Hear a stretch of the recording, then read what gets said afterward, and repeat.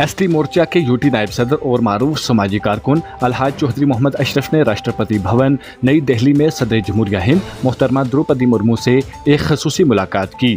इस अहम मौका पर न सिर्फ जम्मू सूबे की नुमाइंदगी अलहाज चौधरी मोहम्मद अशरफ ने की, बल्कि मुल्क की मुख्तलिफ रियासतों से ताल्लुक रखने वाले कबायली तबके से वाबस्ता दीगर अहदेदारान और नुमाइंदे भी मौजूद थे।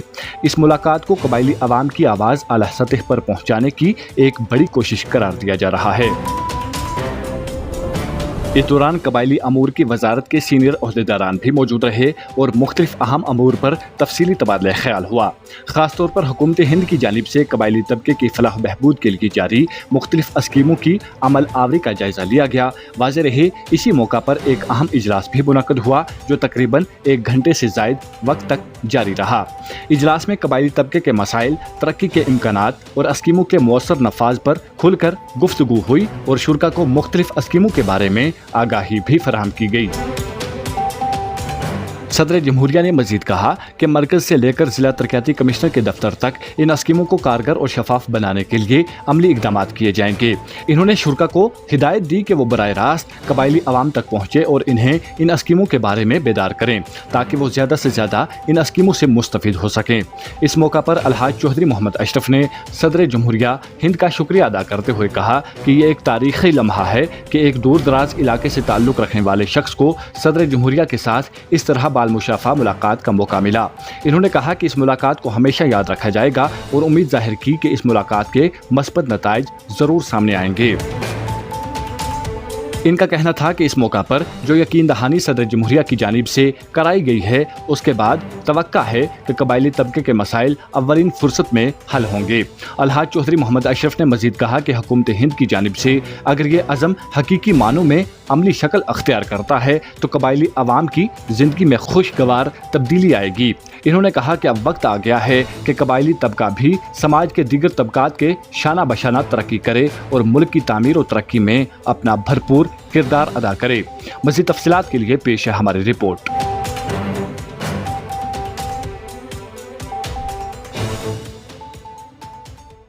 मुझे बड़ा एक फ़ख्र महसूस हुआ अपनी गवर्नमेंट पर कि मुझे दिल्ली में राष्ट्रपति जी ने बुलाया और मुझे मैसेज यहाँ मिला कि आपको राष्ट्रपति से मिलना है, राष्ट्रपति साहब से मिलना है, तो आप पूरी तो दिल्ली में आ जाइए।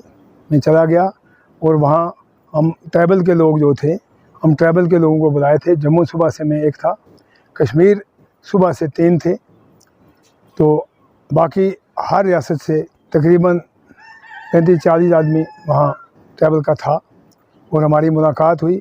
और मैं मुबारकबाद देता हूँ राष्ट्रपति जी को जिन्होंने मुझ जैसे भी उस जगह में बुलाया। क्या चीज़ देखे बुलाया वो उनको पता होगा। तो मैं बड़ी 2-2.5 घंटे समझो उनके साथ बात हुई, मीटिंग हुई और उसके अंदर उन्होंने यही बातें की कि जो ट्राइबल के लोग हैं ये बहुत पसमानदा लोग हैं और बहुत दूर दराज रहने वाले हैं। जो पैसा सेंट्रल गवर्नमेंट यहाँ से भेजती है, जो स्कीमें सेंट्रल गवर्नमेंट ने 200 कुछ स्कीमें हैं, तो इनका फ़ायदा जो है, मुझे जो रिपोर्ट मिली है ग्राउंड पर इसका फ़ायदा कुछ नहीं पहुँचा। आप लोगों को के सिर पर एक जिम्मेवारी डाल के आपको बुलाया है कि आप जाएंगे और सिर नीचे करके नहीं बैठेंगे, सिर ऊंचा करके आप ट्राइबल लोग जो है इनसे मिलेंगे और हर गांव में, हर पंचायत में, हर जगह में जाके इनके साथ मीटिंग करेंगे और जो इनकी मुश्किलातें हैं वो मुश्किलातें मेरे जो ट्राइबल के मिनिस्टर साहब हैं दिल्ली में, जो आपने दोनों मिनिस्टरों को साथ वहाँ रखा था कि इनके फ़ोन नंबर ले जाओ और इनके साथ जो भी आपका मुतालबात है वो इनके साथ साझा करो। और रियासत जम्मू कश्मीर में जो आपने लेफ्टिनेंट गवर्नर साहब हैं उनके पास ये रिपोर्टें जाएंगी और उन लोगों को फ़ायदा मिलेगा। और जितने ट्राइबल के लोग हैं, चाहे उनको रोड का काम है, उनको रोड मिलनी चाहिए, उसके लिए पैसे दिए गए हैं। जो उनको स्कूल चाहिए, उनकी स्कूल की रिपोर्टें दो, उनको स्कूल मिलेंगे, उनको अस्पताल मिलेंगे।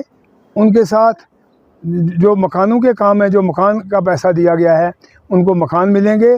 कोई भी ट्रैवल का आदमी जो है इस वक्त तक उसको फ़ायदा जितना पहुंचना था उतना फ़ायदा नहीं पहुंचा। जितना पैसा यहाँ से जाता है वो खुद बाखुर्द हो जाता है।